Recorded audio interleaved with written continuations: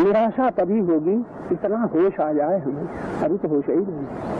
आशा ही सिद्ध करती है कि हम उसे चाहते हैं जो अभी नहीं है, और जो अभी नहीं है वो सत्य हो सकता है, हो सकता है? बोलो। अच्छा, तब इसका मतलब क्या हुआ? हम हट गए ना, अपने से हटे, और जिसमें हम हैं उससे हटे। अब जो नहीं है उसके पीछे दौड़े। अब आशा है कि मिल जाएगा, कभी मिलेगा। आशा बड़ा परिचय दे रही है किसका? हमारी मूढ़ता का, हमारी मूर्खता का, हमारे अज्ञान का, या हमारे सत्य से विमुखता का। विमुख है तब तो हम आशा करते हैं, किसकी? जो नहीं है उसकी। बड़े गहरे शब्द। एक प्रयत्न, आप प्रयत्न कर रहे हैं किसके लिए? जो नहीं है उसके लिए। ये प्रयत्न क्या साबित करता है? भगवान की भक्ति मिले आप प्रयत्न कर रहे हैं, परमात्मा मिले आप प्रयत्न कर रहे हैं। प्रयत्न कर रहे हैं इसलिए कि यहाँ होता तो प्रयत्न करने की क्या, हमें देखने का प्रयत्न करना पड़ेगा। तुम्हारे सामने हम बैठे, हमें देखने का प्रयत्न करना पड़ेगा। बोलो, जब है ही है तो प्रयत्न कैसा? अब परमात्मा के पाने का प्रयत्न है तो इसका मतलब गैर हाजिर कर दिया कि नहीं, अनुपस्थित कर दिया कि नहीं? तुम तो उपस्थित हो, लेकिन तुम्हारा प्रयत्न बता रहा है कि वो नहीं है जिसको तुम चाहते हो, तो प्रयत्न करके प्राप्त करोगे। तो प्रयत्न के द्वारा संसार के पदार्थों को प्राप्त होंगे, लेकिन परमात्मा प्रयत्न के द्वारा प्राप्त न होगा। लेकिन तुम किसी से न कह देना, नहीं और तुम्हें संशय में डाल देगा, कहाँ पहुंच गए तुम सुनने। निराशा होती परमात्मा की याद आती है। निराशा होती है तो संसार छूटता है, परमात्मा की याद की भी जरूरत ही नहीं है। तुम्हें अपनी याद आ जाए यही गनीमत है। परमात्मा तो छोड़ो, परमात्मा तो हम तुम्हारी भाषा में बोल रहे हैं, वरना तुम्हें परमात्मा की भी जरूरत नहीं है, तुम्हें ईश्वर की भी जरूरत नहीं है। और जिसको ईश्वर की जरूरत है वो किसी ईश्वर से पाना चाहता है, वरना ईश्वर की जरूरत नहीं। अगर आप दुखी न होते, कभी ईश्वर की याद न करते। बोलो, अगर तुम्हारे पास सब इच्छा पूर्ति के साधन मौजूद हैं तो तुम कभी ईश्वर की याद करते हो? साधन भर मौजूद हो, कोई ईश्वर की याद तो तब आती है, क्या बतावें, हम बहुत कोशिश की, नहीं मिल रहा है, किसी ने कह दिया प्रार्थना करो, हम मिलेगा।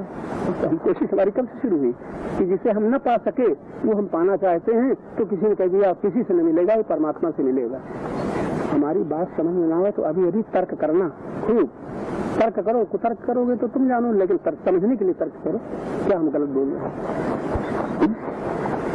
सोच करके देखो। महाराज जी, आशा आपने बताई कि भविष्य में है, तो क्या निराशा वर्तमान में है? निराशा वर्तमान में इसलिए है कि भविष्य हमारा, निराशा से हमारा भविष्य से संबंध टूट गया। अब वर्तमान में जो है उसका तो पता नहीं, भविष्य से संबंध टूट गया कब? जब निराश हुए। निराश होते ही भविष्य से संबंध टूटा तो वर्तमान में आए कि नहीं? अब वर्तमान में आए तब वहाँ पर है जहाँ हम देख सकते हैं। भूत में भी तो जा सकते हैं। भूत में जा सकते हो, तुम जाओ, बीते हुए जाओ, तो वो भी तुम अपने से हटे, वर्तमान से हटे तो बीते हुए में चले गए, उसकी याद आ रही है। और वर्तमान से हटे तो आगे के लिए चले गए, जो मिल नहीं रहा है, इसी द्वंद में। तब भगवान कहते ते द्वंद में निर्मुक्ता भजन्ते मां गणव्रता। क्या सुंदर वाक्य है भगवान का, इंसान का वाक्य नहीं है, जिनको तुम परम गुरु मानते हो। तो परम गुरु का वाक्य है कि वो द्वंद के मोह से मुक्त होंगे। द्वंद कहते हैं दो चीजें जहाँ एक साथ चलती है, एक सिक्के के दो पहलू। जैसे संयोग है तो वियोग, लाभ है तो हानि, जन्म है तो मृत्यु, जवानी है तो बुढ़ापा, सुख है तो दुख, इसको द्वंद कहते हैं। एक के साथ दूसरा जरूर चलेगा, बच नहीं सकते। आशा के साथ निराशा, ये द्वंद है। अच्छा, ये तुम निराश हो जाओगे, याद रखना, आशा के बाद निराशा है, पहले निराशा नहीं है। और निराश हो जाओगे तो आशा फिर रह जाएगी। एक को छोड़ दिया, दूसरा भी छूट गया कि नहीं? लेकिन द्वंद में पड़े रहे तब तो नहीं छूटेगा। निराशा छूटने के बाद आशा नहीं रह गई, तब निराश हुई। और जब तक आशा है तब तक निराश नहीं हो सकते। आशा जमाने के बाद आशा की जरूरत नहीं है, ये निराशा जमानी नहीं है। निराश हो गए तब आशा से, अब आशा क्या करोगे? न मिल पाई तो निराश हो नहीं, नहीं, न मिल छूट गई तो निराश हो गए। हाँ, नहीं, ऐसा बात नहीं। निराश हो गए तब आशा गई। आशा का स्थान ही नहीं है, क्योंकि आशा थी मिलेगा। और जब पता चल गया नहीं मिल गया तो निराश होने के बाद आशा एक साथ चली गई। एक सिक्के को फेंकते ही दूसरा पहलू चला जाता है। आप सुख को छोड़ दो, दुख चला जाएगा कि नहीं? सुख को पकड़े रहोगे तो सुख नहीं जाएगा। जरा बात पकड़ना, अभी हम निराशा की बात कर रहे हैं। निराशा छोड़ दो तो आशा की प्रश्न ही नहीं रह जाता। आशा के बाद निराशा जरूर चलेगी, आशा के साथ तुम्हारा प्रयत्न चलेगा, और निराश हो गए तो आशा छूट जाएगी। सुख छूट गया तो दुख छूट जाएगा। क्या ख्याल है? सुख को चाहते हुए दुख से बचोगे, और सुख न चाहे तो कोई दुख है? दुख कहाँ से शुरू होता है? सुख की चाह से, लाभ की चाह से, सम्मान की चाह से, पद की चाह से, संयोग की चाह से दुख शुरू होता है। और हम निराश हो गए कि अभी तक इतनी बार संयोग का सुख होगा, लाभ का सुख होगा, जाने कितने सुख भोगे, तृप्ति न हुई, तो अब क्या होगी? इस तरह निराश होने पर द्वंद से एक को फेंका, ऐसे एक से सिक्का देखा हटाओ तो दोनों उससे जो दूसरी तरफ उसका छूट गया। इसलिए हमें जड़ों का पता नहीं चलता। हम प्रयत्न भी करते हैं तो पत्ते डालियां काटते हैं, जड़ों तक पहुंचे नहीं पाते। हमारे बंधन का नहीं, ये तो सब चाहते हैं बंधन से छुटकारा कैसे हो, अभी जानते नहीं बांधा किसने। बंधे हैं हम और छूटना चाहते हैं, कौन छुटाएगा? तो आप किसी एक शब्द को पकड़ो। निराश जब तक न होगे तब तक भक्ति नहीं हो सकती, मुक्ति नहीं हो सकती, शांति नहीं मिल सकती। निराश होते ही तुम एक ऐसी जगह पर आ जाओगे, ठहरोगे। उस ठहरने पर पता चलेगा मैं कहाँ हूँ, मैं कौन हूँ, किसने हूँ। बस ये समस्या, ये प्रश्न तब हल हो जाएगा। आशा इस जगह पर न ठहरने देगी कि मैं कौन हूँ, आशा इस जगह पर न रुकने देगी कि मैं कहाँ हूँ। मैं जो है उसे मैं चाहता हूँ। तो अपने मूल केंद्र से आप बराबर अलग रहेंगे।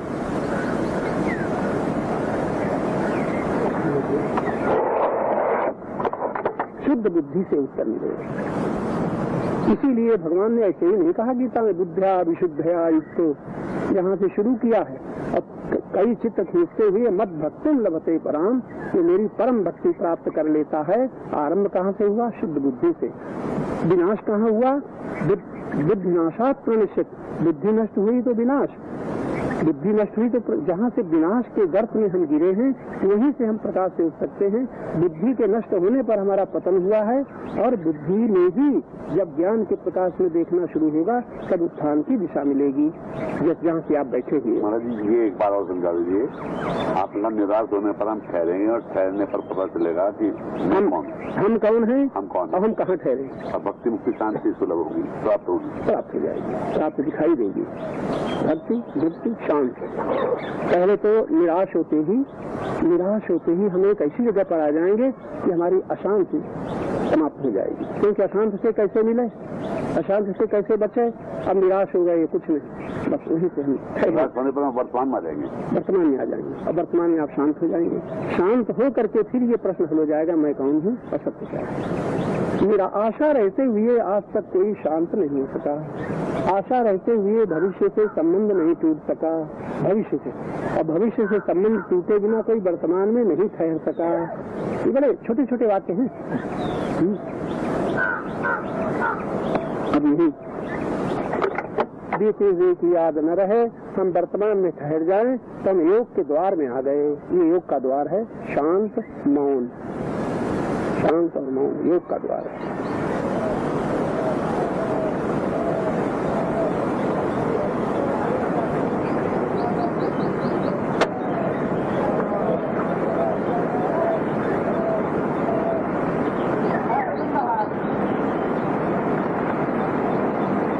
ये बिना क्या क्या हो रहा है।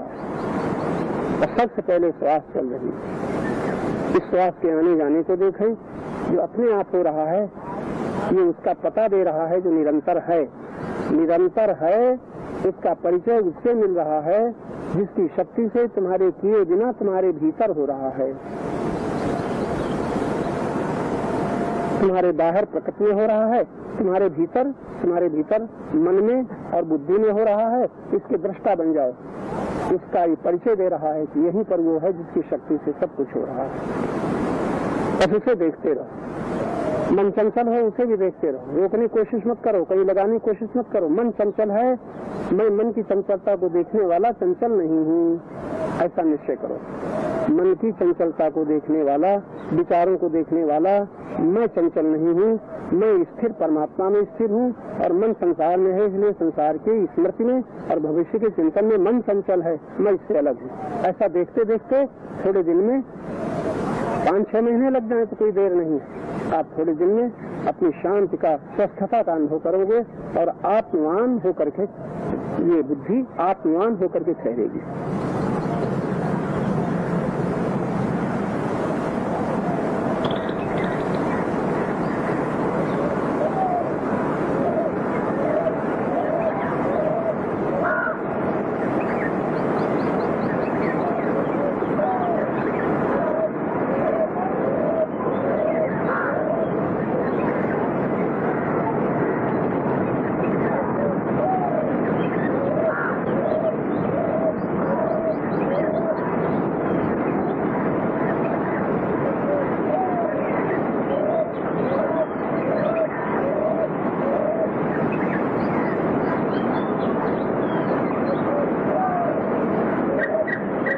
ये भी एक युक्ति ध्यान में रखने की है, जब सांस बाहर जा रही है, भीतर जा रही है, तो उसके साथ इतना तुम आत्मसात हो जाओ कि चेतना, यानी सब तुम चेतना हो,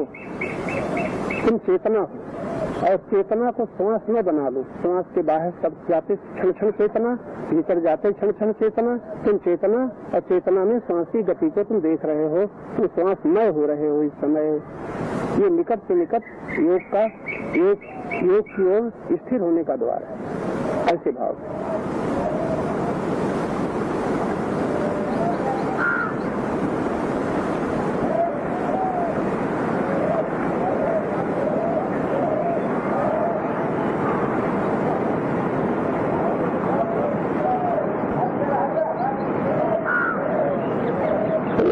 शांति शांति शांति। अब इसमें कुछ लोग हैं वो सत्य नहीं है, अगर सत्य है तो हमसे दूर नहीं है, ऐसे भाव से नाम लो। तुम नहीं देख रहे हो, वो तुम्हें देख रहा है, तुम नहीं जान रहे हो, हम नहीं जान रहे हैं, उसे हमें वो जान रहा है, इतना विश्वास है। ये विश्वास है, इसके बाद फिर आस्था होगी, श्रद्धा होगी। इतना तो कम से कम रहे, लेकिन इतना भी नहीं है। नाम ले रहे हैं भगवान, कहाँ मिलोगे, अयोध्या जाएं, वृंदावन जाएं, हरिद्वार जाएं, दौड़े दौड़े घूम रहे हैं। ये क्या है, खिलवाड़ है कि नहीं? सब खिलवाड़, फुर्सत है इसलिए खेलते रहो, लेकिन इससे शांति नहीं देगी। इतनी उम्र बीत गई, कोई बता दो, मंदिरों में जाते इतनी उम्र बीत गई, परमात्मा मिला, लेकिन तुमसे न कहे, वो किसी से न कह देना वो मंदिर को नहीं मानते।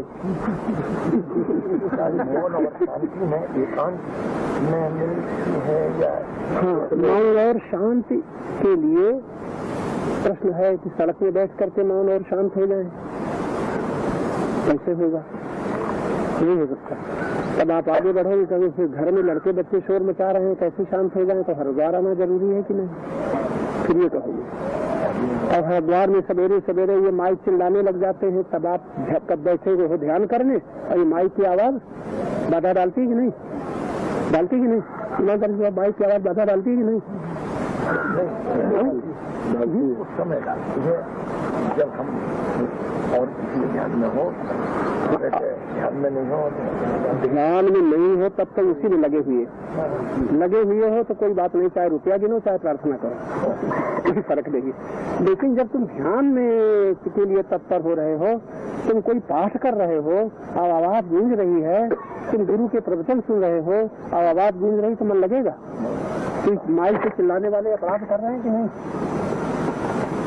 होना चाहते तो अपनी माने हुए ढंग से पाठ करना चाहिए। अच्छा, पाठ में बार बार आवाज आती है, ये आपने गुरुदेव के प्रवचन हम सुन रहे हैं, इसमें ये आवाज बाधा डालती है कि नहीं? आज अगर आदमी खुद ध्यान हो तो कोई चीज मिले तो उसके बाद बताओ, ध्यान तुम्हारा ध्यान ऐसा लगा नहीं लगता तो लगता ही नहीं। देखो बात तुम कर बारह तो निश्चित होती है, मैं समझता हूँ उसका होना भी नींद आ जाए तो कोई बात नहीं। ये कहो तो नींद में कोई बाधा नहीं पड़ती, लेकिन ध्यान में बाधा नहीं। हमारा ऐसा है, मुझे ऐसा ध्यान है बचपन में जब मैं पढ़ता था तो मुझे सांप में ज्यादा वो था, तो मैं अपने सवाल करता रहता था, क्या कितना कुछ मचाता रहा, मेरा ध्यान में बच जाता ही नहीं था। और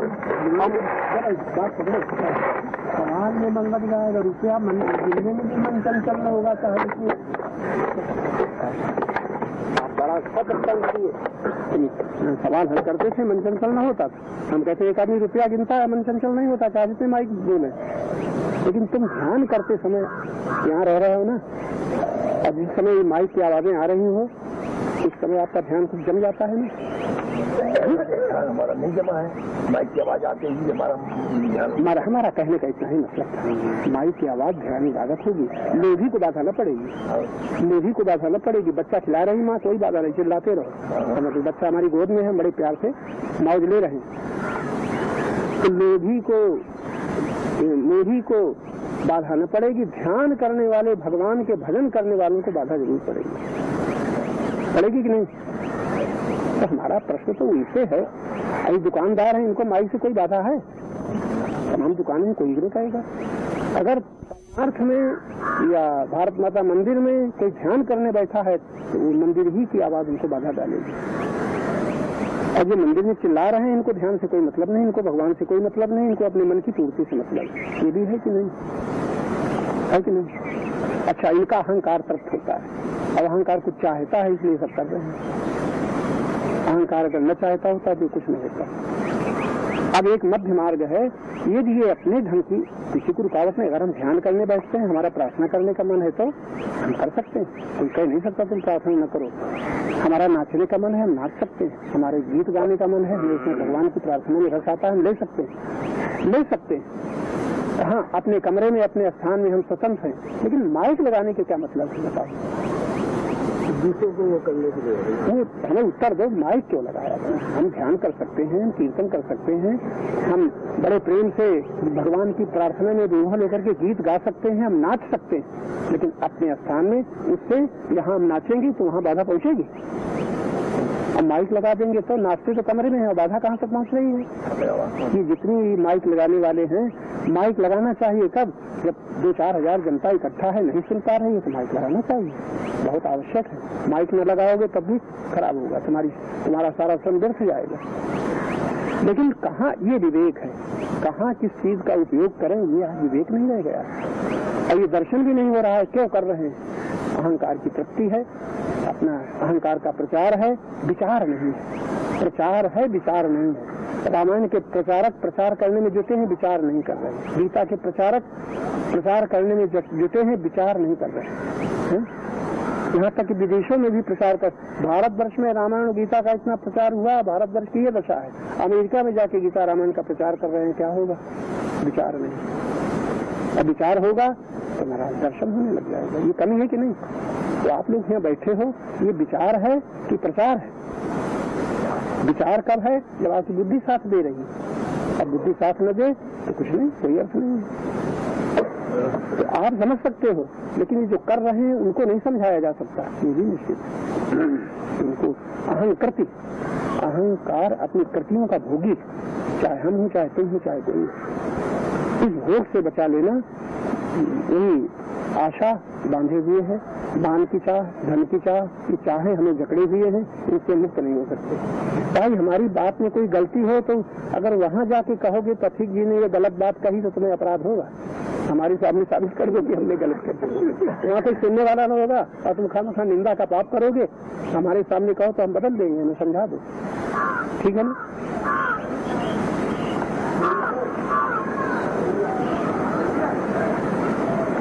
ध्यान में जो कई बार मन को देखते रहते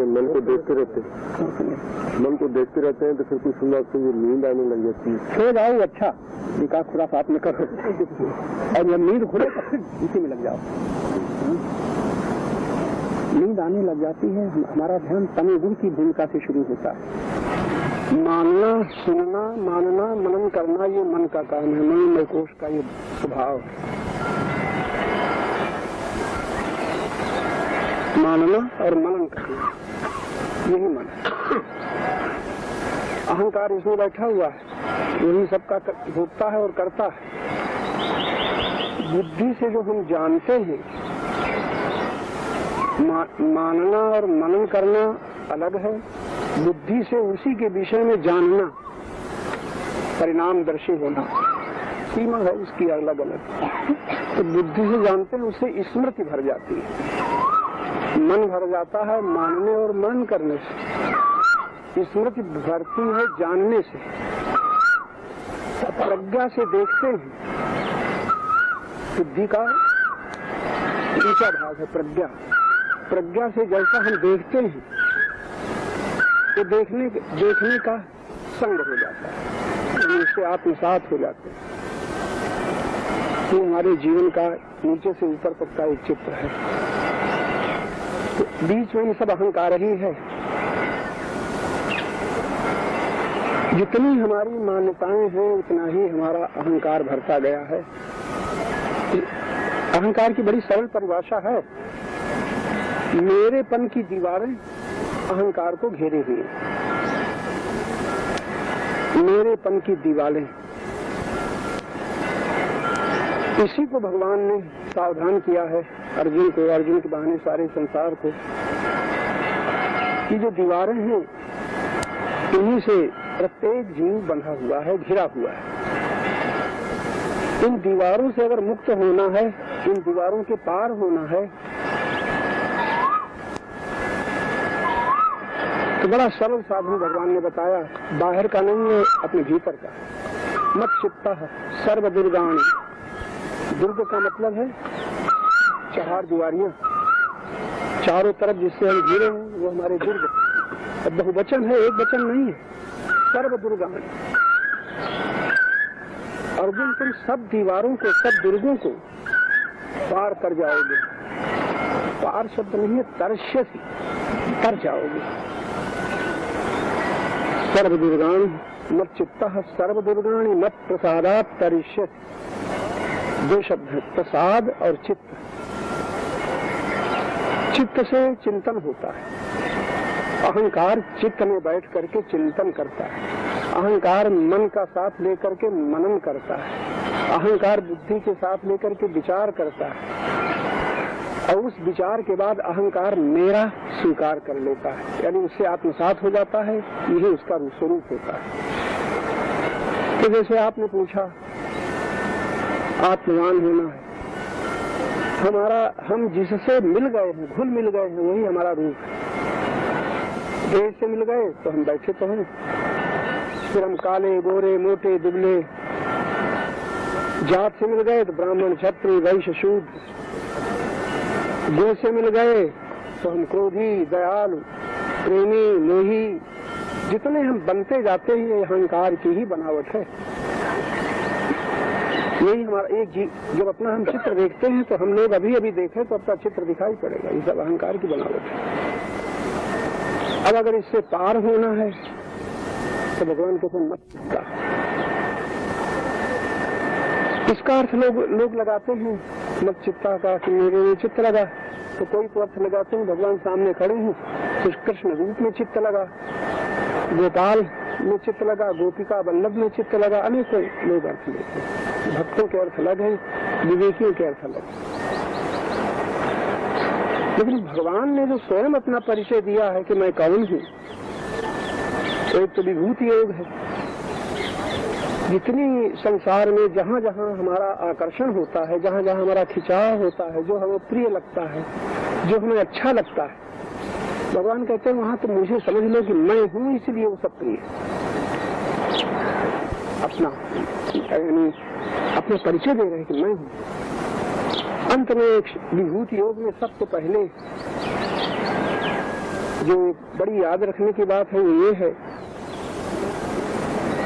कि मैं आत्मा के रूप से, आत्मा रूप से प्रत्येक हृदय में प्रतिष्ठित हूँ। आत्मा रूप से हृदय से अर्जुन तिष्ठति। अगर मुझे देखना है तो आंखों से देख रहे हो, इसके बाद हृदय में मुझे देखो। हृदय में क्या है वो लाना ना पड़ेगा, बनाना ना पड़ेगा, है ही। इसको भगवान ने आत्मा कहा है।